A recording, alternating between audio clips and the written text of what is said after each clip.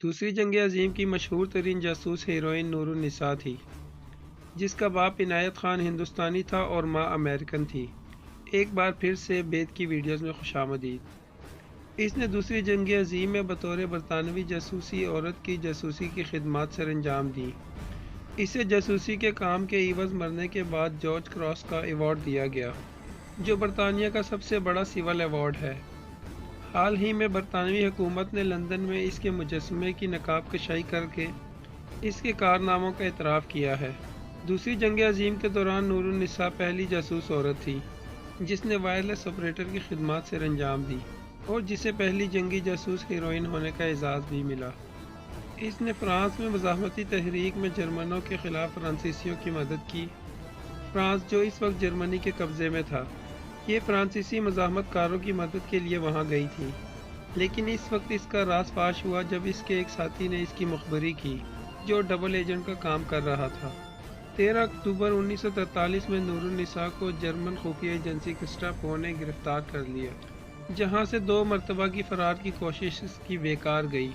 اس کی تفتیش کے دوران جرمنوں کو اس کے متعلق کوئی ایسی معلومات نہ ملی جن سے اس کا جاسوس ہونا ثابت ہو سکتا تھا، کیونکہ اس نے سوائے اپنی ذاتی معلومات کے اور کسی قسم کا مواد فراہم نہ کیا۔ اس چھان بین کے دوران تفتیش کرنے والوں کو ایک ڈائری ہاتھ آئی جس میں سے چند خفیہ معلومات کی ترسیل کی تفصیل سامنے آئی۔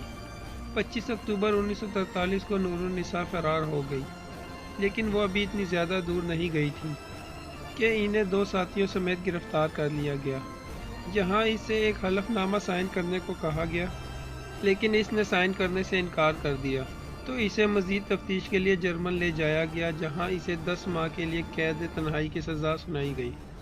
یہاں سے نور النساء کو ایک کنسٹرکشن کیمپ میں منتقل کر دیا گیا۔ 13 ستمبر 1943 کو اس کیمپ میں نور النساء کو اس کے ساتھیوں سمیت قتل کر دیا گیا، جن پر جاسوسی کا الزام لگایا گیا تھا۔ نور النساء کے علاوہ 20ویں صدی کی ایک اور مشہور جاسوس خاتون ماتا ہیری ہے، جسے اس جرم کی پاداش میں موت کی سزا ہوئی۔ یہ ہالینڈ کی رہنے والی تھی اور ان کا اصل نام مارگریٹ تھا، مگر جب وہ فیشن کی دنیا میں داخل ہوئی تو اپنا نام ماتا ہیری رکھ لیا، جو لوگوں کے لیے بڑا روانوی تھا۔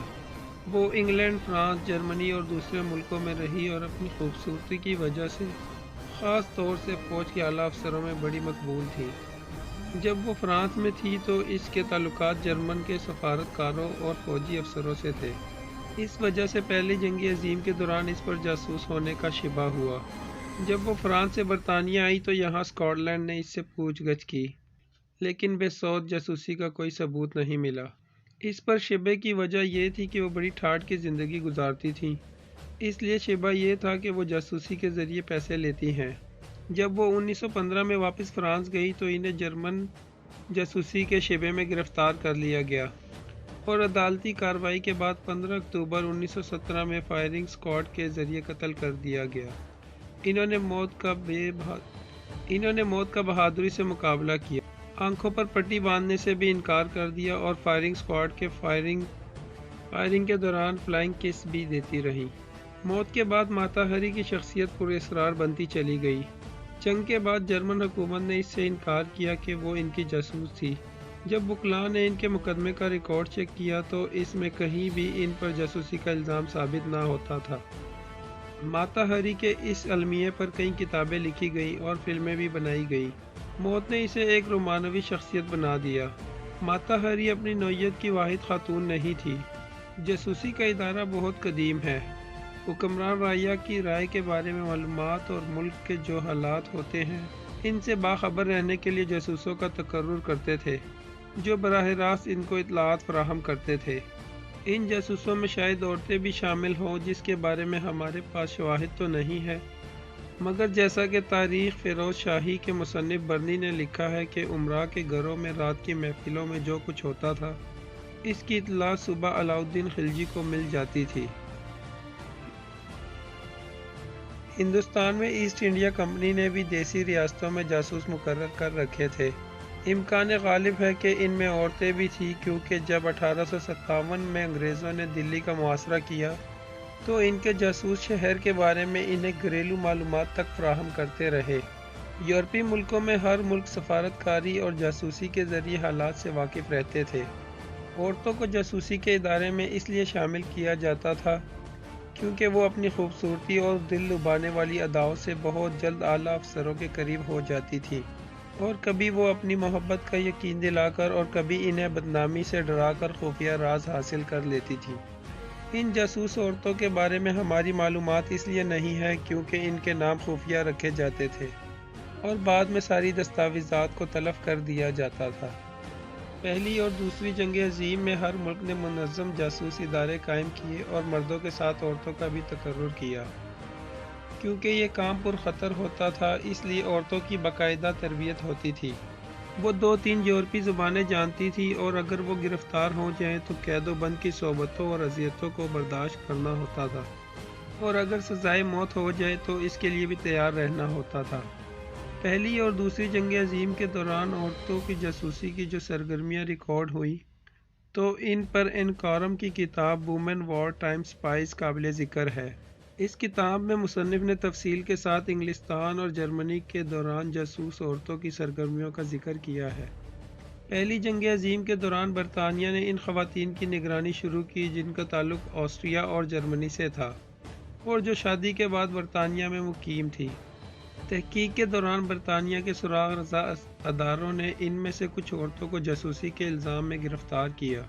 انہیں قید و بند کی سزائیں دی گئی اور کچھ کو سزائے موت بھی دی گئی۔ جرمنی نے بھی جاسوسی کے جرم میں عورتوں کو سزائے موت دی تو اس پر دوسرے ملکوں کی جانب سے احتجاج کیا گیا، مگر جرمن حکومت کی دلیل یہ تھی کہ سراغ رسانی کا جرم عورتوں اور مردوں پر یکساں طور پر لاگو ہوتا ہے اور قانون کو عورت اور مرد کے درمیان تبدیل نہیں کیا جا سکتا۔ پہلی جنگ عظیم میں جرمن جاسوس عورتوں کا کردار ہے کہ جنہوں نے مردوں کی جنسی خواہشات پوری کر کے ان سے معلومات حاصل کی اور انہیں جرمنی تک پہنچایا۔ برطانیہ نے بھی جاسوس عورتوں کے ذریعے جرمن افواج کی خفیہ نقل و حمل کے بارے میں معلومات اکٹھی کی۔ یہ کام ان جاسوس عورتوں نے کیا جو بیلجیم میں جا کر رہیں اور جرمن افواج اور ان کے منصوبوں کے بارے میں معلومات اکٹھی کی۔ انہوں نے بیلجیم کے ان فوجی افسروں کی مدد بھی کی جو جرمنوں کی قید میں تھے اور انہیں جرمنوں کی قید سے فرار کیا۔ دوسری جنگ عظیم میں برطانیہ نے ایک منظم جاسوسی کا ادارہ قائم کیا جس میں اعلیٰ تعلیم یافتہ مردوں اور عورتوں کا تقرر کیا گیا۔ ان کی تربیت کی گئی اور ان میں وہ عورتیں بھی شامل تھیں جو پہلی جنگ عظیم میں جاسوس رہ چکی تھیں اور تجربہ کار بھی تھیں۔ ان عورتوں پر یہ لازم تھا کہ وہ اپنے کام کے بارے میں خاموش رہیں اور اس سے متعلق کسی سے بات چیت نہ کریں۔ ان عورتوں نے خاص طور سے جرمنی کے خفیہ کوڈ کو دریافت کر کے ان کے پیغامات کو پڑھ لیا، جس کی وجہ سے اتحادی افواج کو جرمن منصوبوں کے بارے میں بے انتہا معلومات ملی۔ چرچل نے ان عورتوں کے کارناموں کو سراہتے ہوئے انہیں ایسی بطخوں سے تشبیہ دی جنہوں نے سونے کے انڈے دیے تھے۔ یہ عورتیں جن عہدوں پر کام کرتی تھیں ان میں ٹائپسٹ، کمپیوٹر آپریٹر، ٹیلی گرافر آپریٹر، وائرلیس آپریٹر تھے، لیکن یہ ایک دوسرے کے کام سے بالکل بے خبر رہتی تھی۔ جنگ کے بعد تمام معلومات جو جاسوس عورتوں کے ذریعے اکٹھی کی گئی تھی ان کو جلا دیا گیا۔ اس جاسوس ادارے کو بند کر دیا گیا۔ مشینیں جو اس کام کے لیے خریدی جاتی تھی ان کو بیکار کر کے اسکریپ کر دیا گیا تاکہ کسی بھی قسم کی خفیہ معلومات کے نشانات ملنے کا کوئی ذریعہ نہ رہے۔ جاسوسی کی یہ سرگرمیاں دوسری جنگ عظیم کے بعد بھی جاری ہیں۔ خاص طور سے سرد جنگ کی وجہ سے امریکہ اور روس ایک دوسرے کے اسلحے کے بارے میں جاسوسی کے معلومات اکٹھے کرتے تھے۔ جاسوس عورتیں اس کام میں بھی شامل ہوتی ہیں۔